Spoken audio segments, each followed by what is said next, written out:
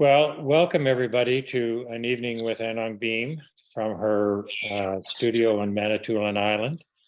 And it's an event organized by the Midland Cultural Center. And before we get any further, I'd like to acknowledge that the Midland Cultural Center recognizes that it is located on land which is the traditional treaty land of the Anishinaabe people, known as the Chippewa Tri-Council, which is comprised of the Bosley First Nation, Rama First Nation, and the Georgina Island First Nation. Midland Cultural Center also recognizes that it's located on land which was once the traditional territory of the Huron-Wendat, and that our community is home to many citizens of the Métis Nation of Ontario and to a large and diverse community of Indigenous people. The evening tonight is being done in conjunction with Anong's exhibition at the Midland Cultural Center's Gallery of Indigenous Art. It's an exhibition that was organized by Campbell House in Toronto, curated by Elke Weinstein, and it's on a exhibition tour. It started at Campbell House, went to the Woodland Cultural Center in Brantford, then to the Ojibwe Cultural Foundation in Manitoulin Island, and then to the Midland Cultural Center. And the final destination will be at the Muse in Kenora, starting in February and going through, I think, till the end of April. Anong, is that correct? Yeah, I think so. And it's, in my opinion, an exhibition of really remarkable paintings, going from some very small watercolor studies of woodland flowers, sort of looking down on them in their location in the forest floor, to a very large painting called Deluge, which is 7 by 10 feet, which Anong will talk about later in her talk. And if you have a chance and you live close to Midland and you haven't gone into the gallery, you really should go into the gallery at Midland Cultural Center and see these paintings. They're really quite stunning. And if you live too far away, the Midland Cultural Center's website has all of the paintings on the website. It has an essay that I wrote about the paintings on the website, and a movie that we commissioned on Anong and the creation of this body of work by the filmmaker Alec Jordan, also on the website. So you go to MCC, Midland Cultural Center, and then there's a section that says MCC Gallery, and then a menu will come up and you click on Anong Beam, and all 3 of those will be available for you. I'll just start off by going through the format for tonight. Anong's now in her studio. She'll do a brief sort of walk around, hopefully, and show you what the interior of the studio is like. There's a paint making area and a painting area. And then Anong will also talk about her painting practice, the creation of the paintings in this exhibition, and also about her very successful paint making business, making watercolor paints and distributing and selling them. And I should point out that the studio is on a property that's been in Anong's family since 1836. And the studio and the house, and I think also the building that the business for the paint making business are in, are all adobe buildings built by Anong's father and mother, Carl Beam and Ann Beam. So there'll be time at the end for everybody's questions. You just need to click on chat and write your question in, and I'll ask them of Anong at the end. And I might be so rude as to interrupt her at certain points during her talk and ask her questions if they're things that I'm curious about that I think you as an audience might be curious about as well. So at this point, I'll hand it over to Anong to talk to us about her work. Hey, thank you so much for inviting me, and thank you for coming out to another Zoom event. It's one of the great things, I think, after the pandemic, to realize how we can connect over long distances and how seamlessly people do these. So I appreciate you taking the time to join. I'm in such an incredible place here, and it's a place that, I I understand its interestingness more in different ways all the time, especially as I get older. And as John said, this is the land that's belonged to our family since the signing of the Manitoulin treaties and the Robinson-Huron Treaty before that. So I'm on a piece of property that I'm really not an owner of, but I'm the current custodian for. And that's really always interesting because you know that people, you're just very aware of everyone who's been here before you, and you see all the signs of their different interactions with the land. Like our trees have all these different generations of marks on them where they've been tapped for maple syrup over the years. And the building that I'm in itself is built out of clay, Manitoulin clay and sand, and it's an adobe building. And I can show you really quickly because we're right here. So this is my shelf of brushes. And that's the wall of the building. And if we look up, you can see the ceiling is post and beam. And that's Manitoulin earth and clay and sand that this is built from. And really, that was my early education of things, was being out on the land in different rock quarries and really investigating earth and gathering earth with my parents. And they were so enthusiastic. It's amazing to me now how much energy they had for their passion and their craft. They were both full-time artists raising a family that's a really hard thing to do in any time. And I have a lot of respect for the fact that they could do that.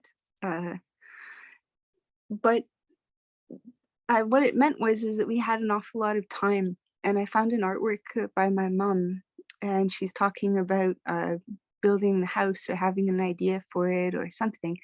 And she says she had a little picture of us walking around in a rock cut somewhere. And she said, sometimes when you find, the text on the painting said, sometimes when you don't have a lot of money, you find you have a lot of time.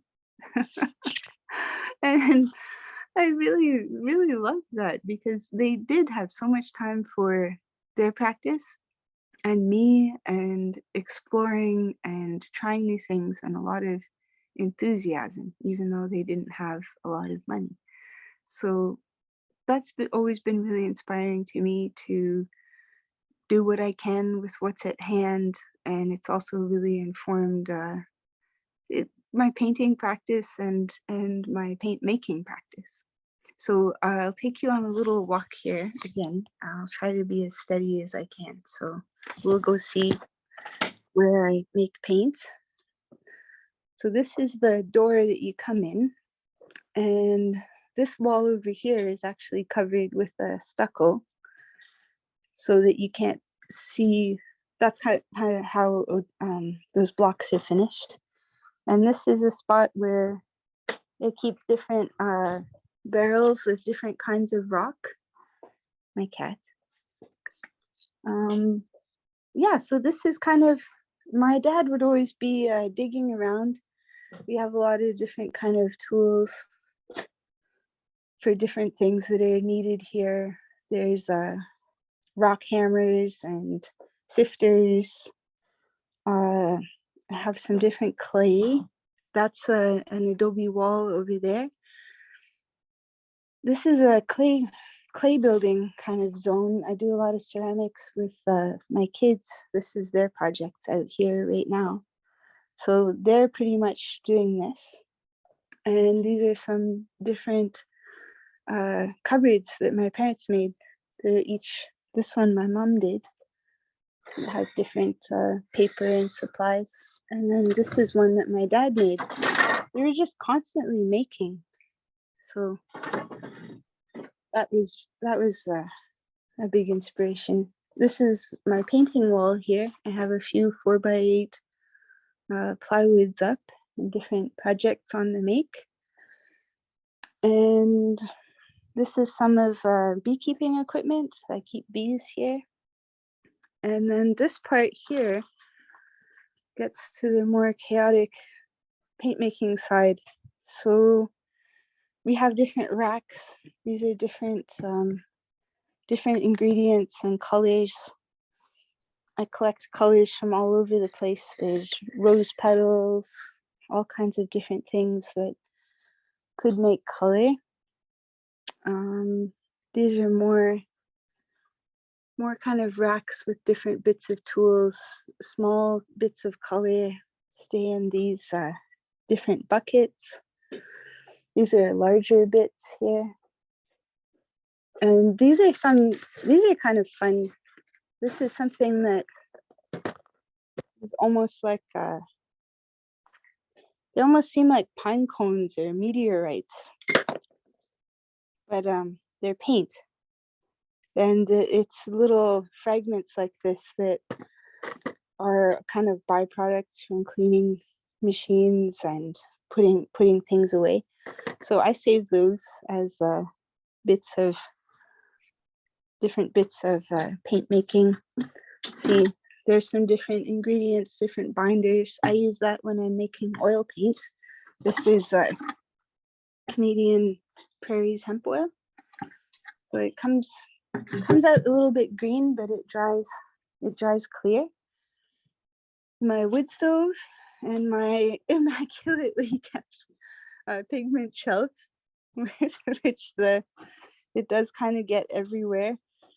Some of these pigments are inorganic, and some of them are organic. It just relates to how they were made. Some of them are almost lighter than air. This is one of those, and I collect them from all over. This is beautiful red. This comes from South Korea, and you can almost tell how vibrant that is because it's pitch black night here, and it's still really catching all the light. And yeah, this is some of the places where I try to keep things clean. It's the messiest thing in the world to make paint, really. And Hong, are we looking at the machines that you would grind the paint in now? Yeah, yep, that's what these are. These are small triple mills, and these have gears in the side, and they are water cooled because there's an immense amount of pressure. So these small channels go on here, and there's a pump in the back that circulates water through here, and then material is ground through, and it gets milled over 3 of those. So I have one for watercolor, and then I have one for oil. And it's really, you have to have some separation there. This is the blade that pulls it off once it's gone through. And this is some of the really high-tech color matching that I do. I'm kind of making different colors here. And what's the binder for the watercolors? It's a gum arabic binder, and that's a food grade kind of a thing. It's also used to bind together Skittles, things like that. But it is the traditional binder for watercolor as well. And then we add in a few other things. These are kind of empty jars that have bits of dried binder in them. I have a lot of different kinds of sieves, and yeah, just buckets absolutely everywhere with different bits of stone in them. This is a limestone. We use this an awful lot. We make limestone white, and you find limestone in pretty much all of our watercolors. It's really, really wonderful. It comes from Manitoulin glacial limestone. So, Anong, would that be what other manufacturers might call calcium carbonate? Yeah, other Chalk? manufacturers would use chalk or whiting. Right. And I bought some of that when I was learning how to make paint for the second time. And it's kind of silly to think of it, but I didn't really realize that I knew how to make paint. And I I'm not really sure how that happened. I think it's really, as I think about it now, I think it's because uh Western knowledge transmission, we're so encoded into the idea of that you learn something and then you're told that you've learned it, right? And you get a diploma, or and you're told that you did really well or you did really badly, but you're given a grade and you're informed that you're now a practicing person who can do this or not. And that never happened with me. I just really absorbed it in a way that it was just something that we did, and because it was a traditional paint making, I just never thought of it in the same way that Western watercolor or oil paints were made.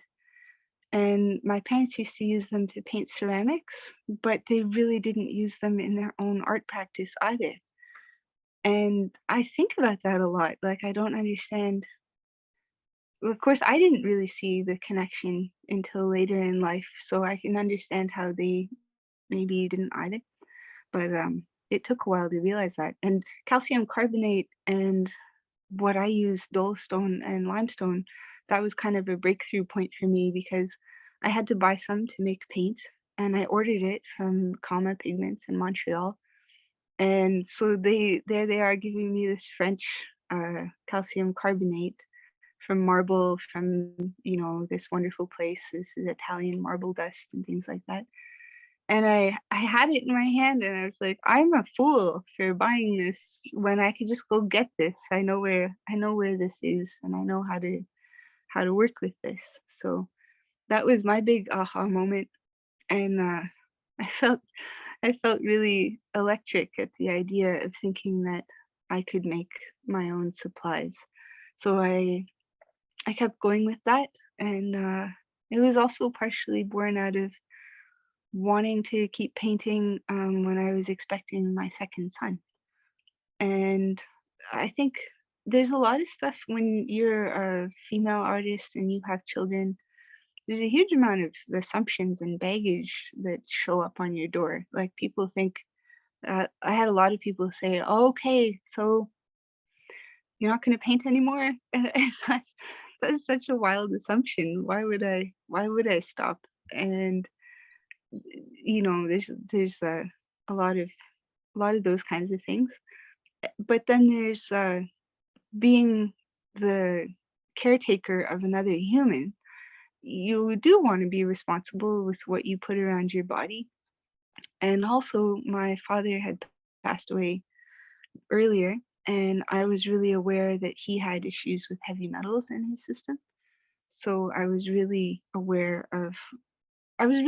at what is in the paint, because he used cadmium red and he used, a lot of colors that had heavy metals. So it all kind of came about around at the same time.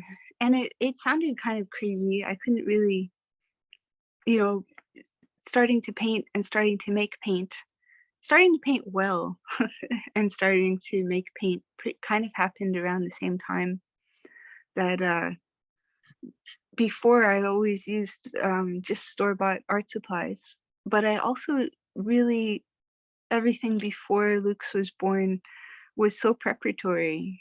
And when I look at it now, I just see me, uh, I believe you learn by uh, copying, and not copying in a bad way, but by exploring what other people have done. And I really see myself exploring through what my parents did.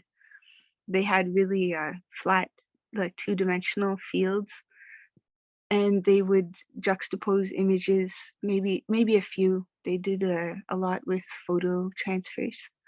And I was doing that too, but very much the same way, different images, but the same treatment.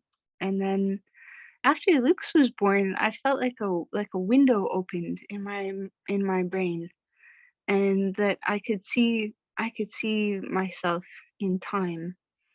uh, and I found a new way to express that, and the connections to the people I loved and the paintings I've loved and the things that inspire me, uh, that pop up in different points in time.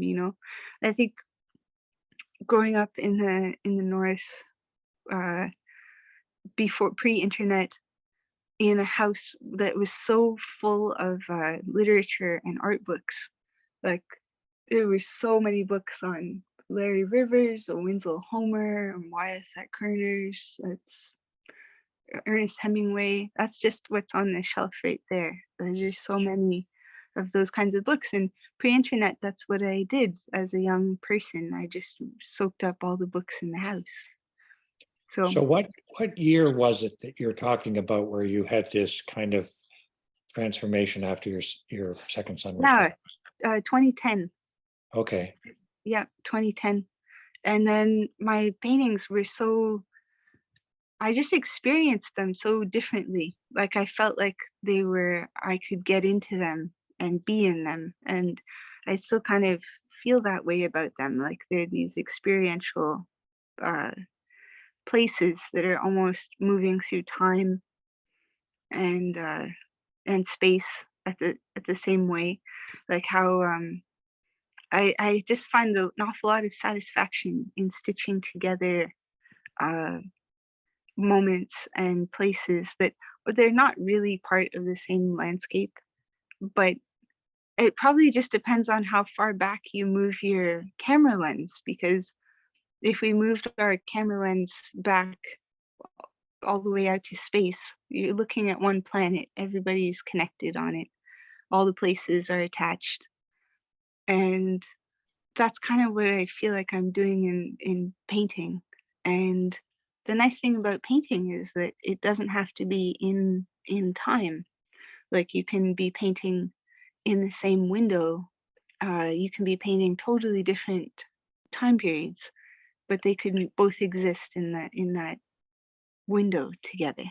Well, this is one of the things I find fascinating with your work is that when you look at the image in like in a big painting like Deluge, which we'll get to, Mm. you have the impression it's in the beginning a single thing, and there really is.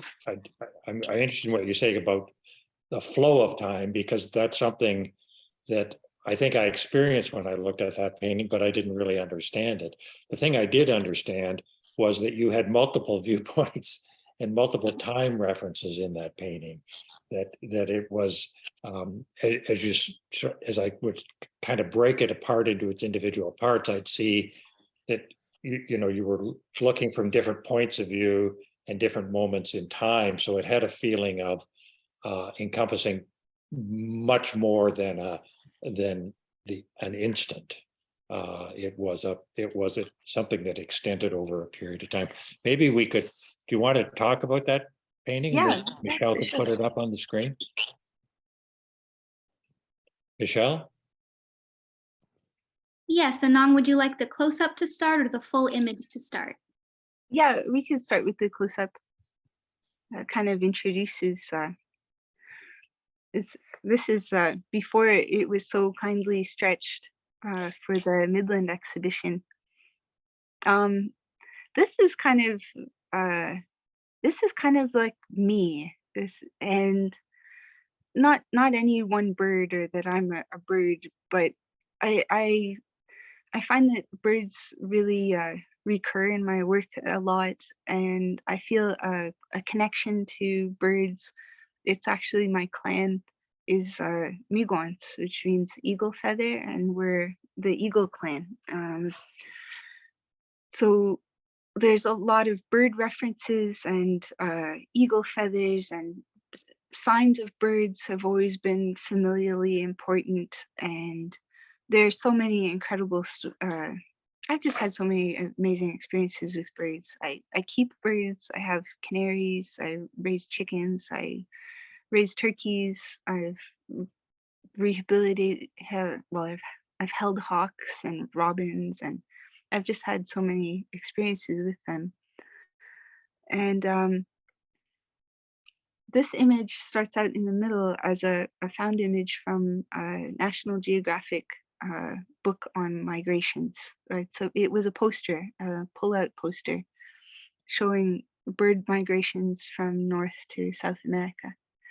And this painting has a lot of photo inclusions, and that's with a process where you take different images and embed them right in the paint and then rub off the paper so that the dye stays in the paint. So it's not a collage, and because it's not a collage, there are no rough edges where one image meets another, and that's something that I really push when I'm blending a painting over areas that have different images that come from different sources. So these birds kind of relate to me thinking of my family, and also all the amazing things that they mean beyond that. And there's a really incredible story, an Ojibwe story. I might be from other cultures too, First Nations cultures, but we had this story that the creator was just really furious with humankind at one point and had decided to destroy the entire world and just wipe it out and start over again. And the eagle had come to the creator to petition them to save humankind, and said, there's some really great people there, please don't do that, just give them time to figure it out. And the creator told the eagle, okay, you've interceded so passionately about the humans, fine, I'll keep the planet going, everything's going to keep going, but it's your job every day to go out and look for somebody who's really a good person. And as long as you can find me one person who's really, good-hearted, I'm going to keep the world going. So that's part of why it's a good sign if you see an eagle, because it's like a sign that you're on a good path, and you're being a good person, and the eagle's seeing you. So that's something that is kind of nice. So this is central in the whole painting, and maybe we could go to the big image next.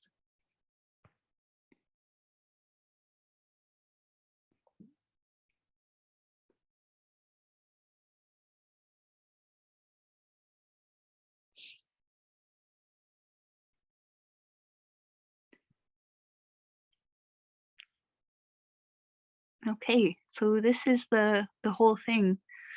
It is so different to see in person versus seeing it on a screen. Um, Standing in front of it is really, really lovely, because you feel like you're in it in some way because of the scale. I'll When I just do, stop there and say it's 7 by 10 feet. So yeah, it's a really, really big painting. yeah, and so it's like a hybrid landscape, moving across. You have the sensation that you're looking at a landscape because there's water, and there's trees, and there's birds. But if we were to go up very close to it, the landscapes are built out of collages of different landscapes together. Sorry, this sounds so redundant, but there are different places in here that are stitched together with painting to make them appear in one place, even though they're separated by a lot more than time. There are different images of rocket launches and salmon runs. There's a central image of a dam at the paper mill nearby. There's helicopters and moonrises, and central that I'm in there maybe 3 times, I think, in different places doing different things. And there's even photographs of my backyard. There's pictures of paintings that my kids they always really liked reading different art books too, and we really have a good love of the Jansons and a lot of classical art history books around. And I had a Janson's art history book. My son would want to color in and color on all of the color plates. So I started photocopying those paintings for him so that he could color them in. And photo transfers of some of his colored versions of Matisse's Joy of Life and Botticelli's Birth of Venus are also in here.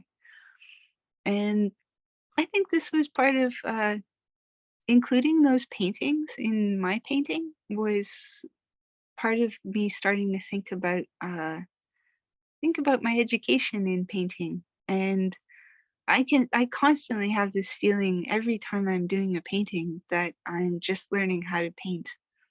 And it's a really fabulous feeling because it's almost like scratching an itch, like a mosquito bite or something, or maybe learning a new language, learning a new word. There's like a really satisfying frustration and like, oh, okay, here it's coming together. And I find that because my earlier paintings weren't very representational, and the more I move into representational landscape and tree and nature and vehicles or buildings, the more I'm learning how to render a shiny bumper on a car or how to paint a river.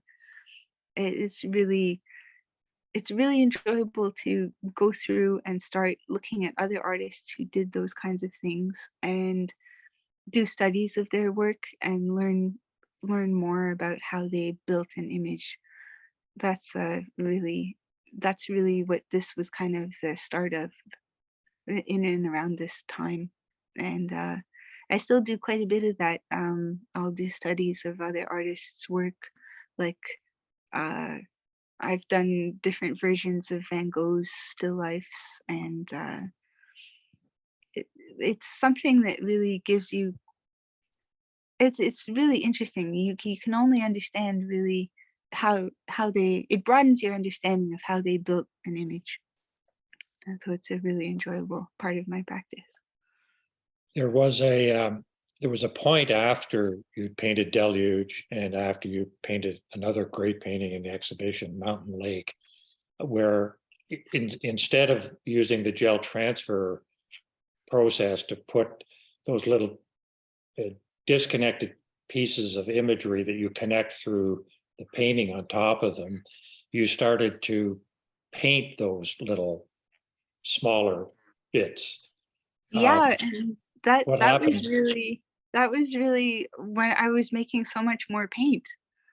And in between there, what happened was before I was making some paint, but then I started up my business and I started making paint for other people, and it really ramped up like the amount of pigment that I was moving through. And that was so it really affected me because it was super busy and I didn't have there was a few months where I didn't have much time to paint at all. And I remember coming back into paint and making time for it and be feeling really like it's quite a fundamental change when you start making paint that all of a sudden a certain concern was gone. Like, I always had that kind of well, make do with what I have, and I've made do with a lot of hand-me-downs. So I'm still painting with my dad's paints and hand-me-down art supplies, which is great, except it's a limited palette. And I've never had. I think once when I went to art school, I had the full range of like 7 brand new tubes of the full rainbow of colors, and you know, it, it was an ill-conceived palette to begin with. It didn't go anywhere good, and then coming back to it with like all of these colors and understanding them in a really different way. That when I started doing that, people told me, "Oh, you're going to meet these pigments and other paint makers said have such personalities. And I was like, yeah, I get it. I know they're different colors. But then I didn't realize they physically have different personalities. Like some of them are so poofy, they're just, you touch them and they just jump into the air. And other ones, you start mixing them into paint and they smell like cut roses. They have a great smell. Other ones smell sulfury and gross. And some of them are so, they change depending on how they're milled. If they're milled a lot or they're not milled, they're gritty. So I came back to painting with such a different, it kind of almost psyched me out a little bit, because all of a sudden it was like, well, what color do you choose? So you could choose any color. Mhm. And there isn't limitations like that. And I noticed the first painting I did after that point was super bright. It was the Cadillac painting. It Oh, had yes. so many so many flowers and birds, and everything was painted. There wasn't any image transfers at all. And I think the one before that was the beaver dam overflowing painting. And Mhm. that was funny too, because it was lots of color for a night scene of something that generally wouldn't be that colorful. It was very colorful. And then there's one kind of like a branch of just hanging on to image transfers. So I put one tiny little bird at the bottom. And then after that I stopped. And it's interesting. I'm thinking about going back and try working with photo images again. But Mhm. it's really pleasurable to explore rendering and painting, and reminding yourself that it doesn't have to be paint by numbers. It could be gestural or can suggest things. Yeah. One of the things I loved with the Camp Cadillac painting was that you sent me a series of cell phone images you'd taken that showed the progress of the painting. So it starts off with a sort of browny gray gesso or color over the gesso, and then you did a kind of beautiful rusty red, and then you painted the building in the camp, but then you Yeah. painted the birds in, and the birds are just sort of floating in different parts. And when it came to painting the Cadillac, there's a bird that sits on top of the Cadillac. And you actually painted the Cadillac after you painted the bird. So, so in order to Yeah. get, so it's sort of like the reverse, if we were thinking of how to do it logically. But I love that Yeah. kind of reverse to the normal sequence that, Well, that you did. it makes the pieces stand out from each other differently, because you have to do this painstaking thing of dropping something in from behind, which Yes. is, yeah. But I used to think about layers of paintings quite a lot, because my dad had an etching practice, and he also worked on plexiglass, which is unusual. There's not a lot of people painting on plexiglass. And he has a work called the North American Iceberg in the National Gallery of Canada. And when you go and see it, to paint on plexiglass, you have to do everything backwards. Mhm.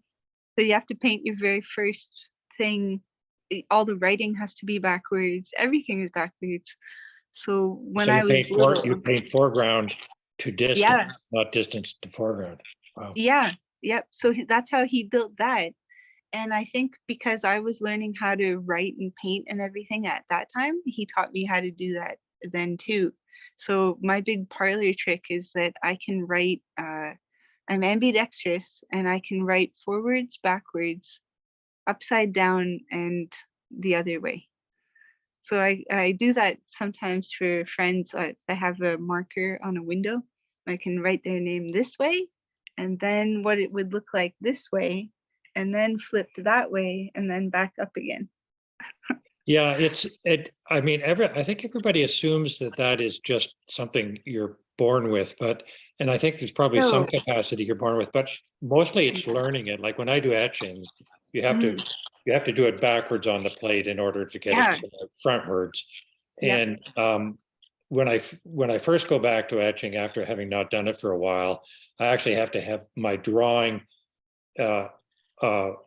here and then a mirror over there and then look at the mirror image. But once I've done about two, once I'm sort of about 5 or 6 days into making etchings, I can just take the study and draw it backwards on the plate. Like it's like my brain has learned it at some point, but it has to be I have to sort of reactivated. reactivate. And that's something that for me is really satisfying, that feeling of dipping back into something and not being fully, not knowing like what's going to happen or how exactly how it's going to work out, because the best things come out of that. Like a lot of my favorite spots in paintings are these like really neat happenstances. You see something like, wow, that's really, it could just be the way a wash goes, or the way two colors do something unexpected, bumping into each other. And it's really tough. Sometimes I have to paint those. Sometimes a painting is going right over some of those. Then I'll have to say, oh, I can't save them all. And I have to cover over a really cool accidental part. I can't let it push you around. Yeah, but it's for the greater, it's neat. You have to do it in order to Yeah. keep the painting moving forward. But you still feel like, oh, yes, that was so cool there. So we probably have quite a few painters in our audience, or at least some. So and one of the things that everybody has to figure out is sort of how they get time in the studio. I know that you're dedicated to your practice of painting.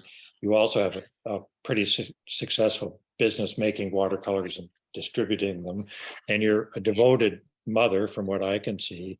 So what's a typical day look like for you, or how do you carve out your studio time? Oh, it's it is hard, but I think it's one of those things that it wouldn't matter how much you had to do in a day or not. I think it's always hard, because there's you have to put yourself first, and you have to make time to show up and do that first.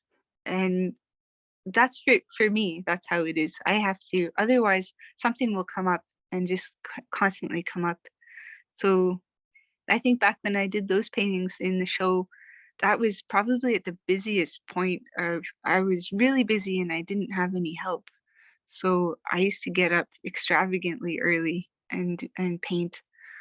But then, you know, the whole rest of my day went better because I had done that and put that in order for myself.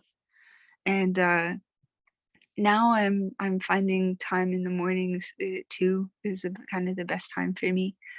But I'm not quite as busy because I have more people helping me with paint these days, and so I get a bit more of the normal morning, not the insane four. I used to get up at 4, which is, it's not a long-term thing. You can't survive doing that very long, but I did for a bit. It's still fun because you get up that early, you're in like an otherworldly space. It's not nighttime. It's not daytime yet. It's very it is a really great time for painting, I think. I know there's some night owls who go at it the other way, but I can't stay up late. I'm a real early bird. Yeah, I think I'm the same way. I don't get up at 4, but 6 is pretty usual. No, I don't But recommend I it. think every artist has to find, what time of the day are you most productive, Mhm. and uh, and for Definitely. how long, and Yeah. then is that a sustainable kind of schedule over a long period of time? I mean, if I work too hard, then I have a period of 2 weeks where I don't do anything because I'm so Yeah. spent Oh, whatever it is. absolutely. I remember my dad too, like he had a really erratic painting schedule. So like he definitely didn't paint all the time. Mhm. And I remember somebody bugging him about that. They were like, "Oh, well, you're supposed to be a painter, like, get in the studio, or what are you doing?" And then they told him about somebody else who painted every day. And then he had this, like, lightning fast comeback. It was so brutal. He said, "Yeah, well, that guy paints the same painting every day," which is, like, such a brutal artist insult there. But, yeah, he used to say, "I'm thinking, I've gotta think about what I'm doing." So I give myself some space like that too. I'm definitely not an everyday painter, but I try to be more often than not painting regularly. Mhm. And what's coming up for you in terms of exhibitions and like in the next couple of years? Have you eh, got anything planned? Yeah, and it's so funny because I never do really. Anytime I've shown my work, it's always been like it's an after the fact thing. So this is the first time that I have a show planned ahead for Thunder Bay Art Gallery in 2025, 26. So far, not really that far, but enough time to plan ahead and do some work for. And Mhm. is it a exhibition of new paintings or I think it's gonna be both, uh, because I'm really excited to do some new paintings for it, and then I think they want it to be like a survey. oh great, Yeah. Hmm. that's wonderful. We do have some questions from the audience, so I'm going to pass some of these along to you. Mary had a question. She's been to see the exhibition. She said she really enjoyed it. She wonders what's the significance of the car that seems to repeat throughout some of your works. So I'm Yeah. not sure. Um. Well, there is one car I'm quite fond of painting. It could possibly be that it's the first car that I painted well. But I think it's kind of nostalgic. It reminds me of I really do like classic cars. I also live in a house full of boys, so there's a lot of car enthusiasm. I've learned a lot about this. Oh, there goes that car, and also my kids are getting ready to learn how to drive, so there's lots of thinking about that.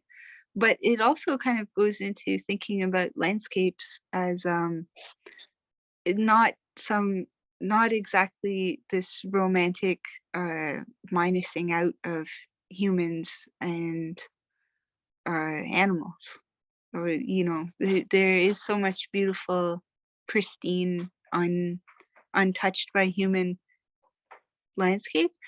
But I think when I'm interacting in landscape, which is quite often, this is what's wild nature around here.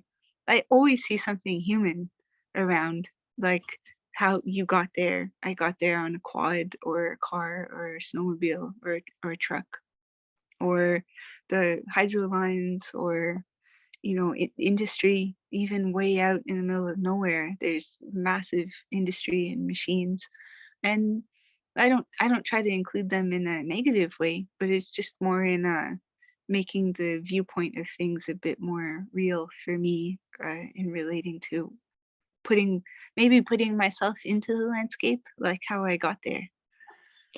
Hmm. And then the actual car, if I remember my earlier conversations with you, was a car you actually saw at a certain location that you then, like the one that Yeah, appeared in the Mennonite barn, you yeah, actually saw on Spring Road, but not yeah. in that setting with the Mennonite barn. But somehow in doing that painting, you thought it was the right thing to put into that Yeah, setting. it was so close. It was just down the road from that barn, and that canola field was out that way too, but it wasn't by that barn. So I think my habit of stitching together paintings from photo sources was just kind of careened into my oil painting habit. So I definitely lift and rearrange things that I've seen.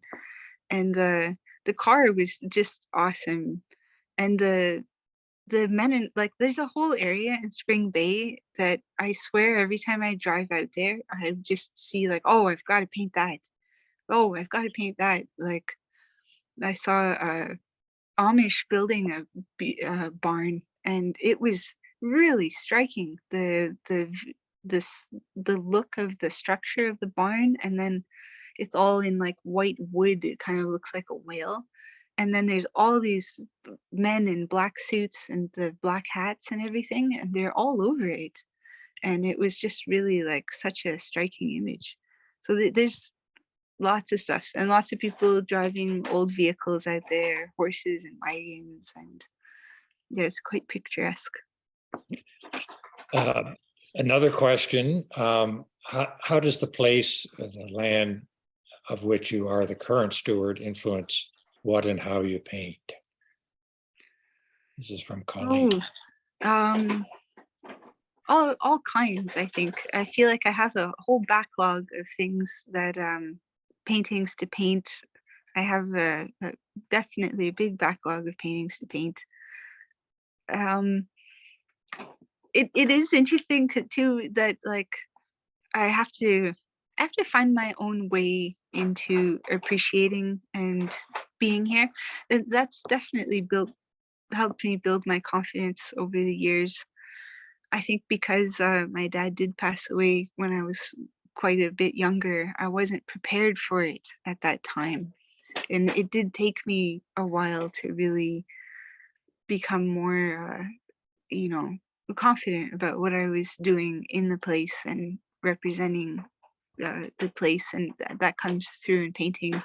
It's kind of heavy to be in, this is his painting studio. And it's not just like his painting studio, like he painted here. He created the studio, built the studio, and he did his paintings in it. So it was very heavily him. All the different places were my mother's studio. She couldn't paint in here. She had her own.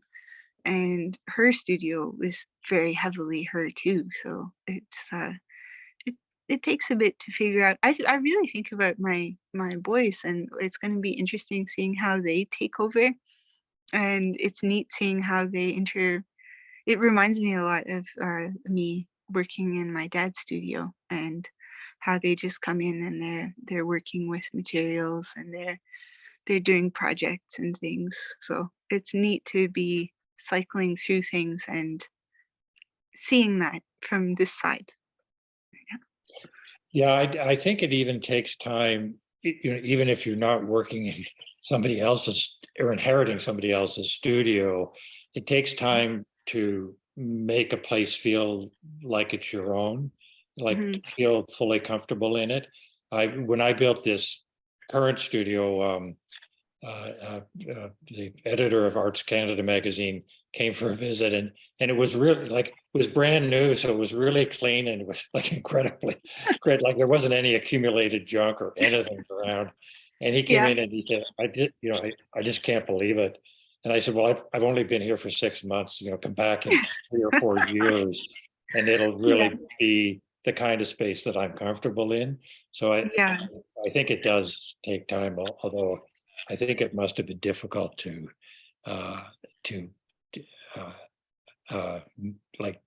move into a spot that your dad had so personalized.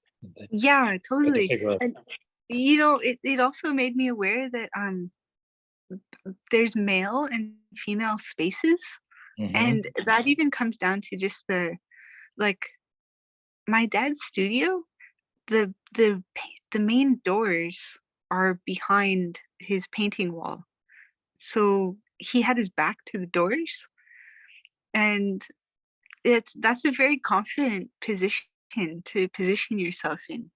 And I do think it's a little bit male, just because there's I think women are more aware of where the door is, and like who's going to come in the door at, you're out painting at night, you kind of want to have an eye on the door so nobody surprises you, or you're not startled. Or so that's been something to look at, like the actual layout of studio space. And my mom's space is that's even, it's a whole other ball of wax. So another question, where are we here? I'm hoping Anong can share how she came to create her, and the word is plant acrylic paints. I Yeah, don't know, is that a word you use or? yeah, that's, well, we're bouncing around different names for it. They have I've been working on a way to make a water soluble paint. Like, I'm always playing with paint in some way or another, and I've made a bunch of weird paint, and I really love the oddball paints. Like, I made a paint once that was it was out of graphite. So imagine you could paint a drawing, like a pencil drawing, but then after you'd painted it, the binder didn't really hold the charcoal, so it actually was really just like a charcoal drawing. I Mhm. made a weird paint like that once. And then one time I made a paint out of corn that ended up being like a nail polish, which was it was really funny.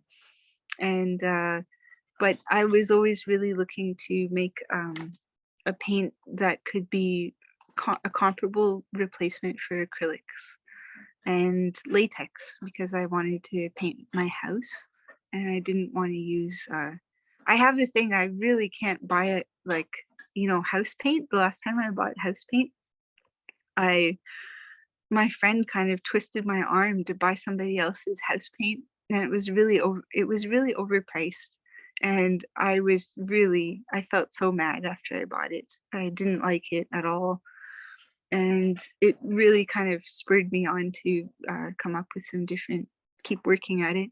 So in about 2 or 3 years, I've finally come up with an approach, and I have a patent pending on it, and it's a way to turn hemp oil into a water soluble form that polymerizes and behaves like acrylic and latex. So I almost forget what the question was. How did I come to it? Well, you've explained it. So it will be water soluble, Yeah, and then it'll dry in a yeah, permanent way. Wow. yeah. It dries waterproof. I'm trying to see if I could show you a little mini. Let's see if I could turn this around here. I think, yeah, this is it right here. Oh, wow. Yeah, if you go around my house or my studio, there's little test spots everywhere. So this one has like a low sheen, but it's just white.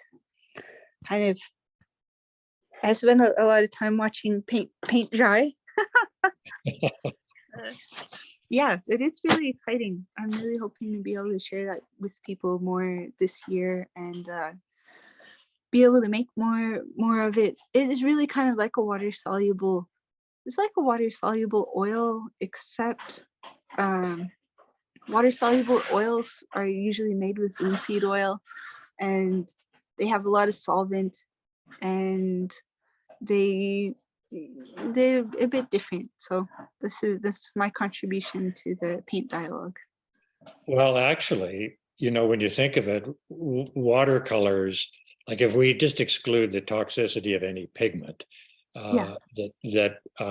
watercolors are the gum arabic's the binder, so that's Yeah. not dangerous to people's health. And oil Yeah. paint, it's linseed oil or it's walnut oil. That alone is not a problem. No. The things that are used to dilute it sometimes are Yeah. toxic.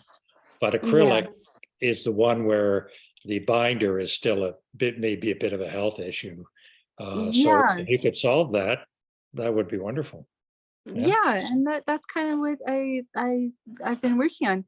And an interesting side effect of that is that, as I'm kind of going through things, I come across different aspects of it. And one was an iteration of that same recipe makes a fabulous printing ink for textile. And I think I'm really excited about that, because it can print on t-shirts. Mhm. It can screen print.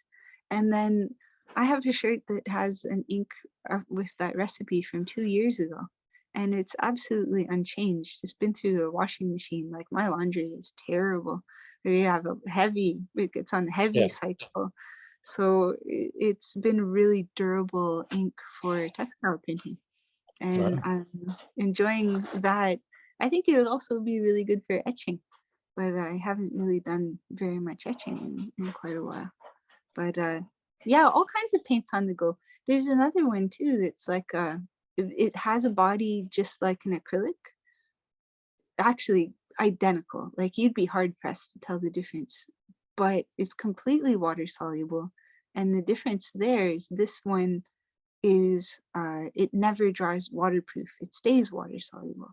So it's Hmm. almost like watercolor that has the body of an acrylic. So you can use it in the screen printing too. Yeah, they're interesting. Well, we've reached the end of our time. So Okay. thank you so much. And I'll sign off with a message here from Chantel Mercer. She says, "You are such a lovely person," talking about you. "Thank you for sharing this time with us and sharing your passions." So Oh, thank you very thank you much. so much, Anong. Yep. Thank you to the Midland Cultural Center and And thanks, Ontario everybody. Arts Council, everybody else. And yeah, thank you, John. It's a pleasure. Yeah. Many thanks. Good night. Okay, good night. Take Bye. care.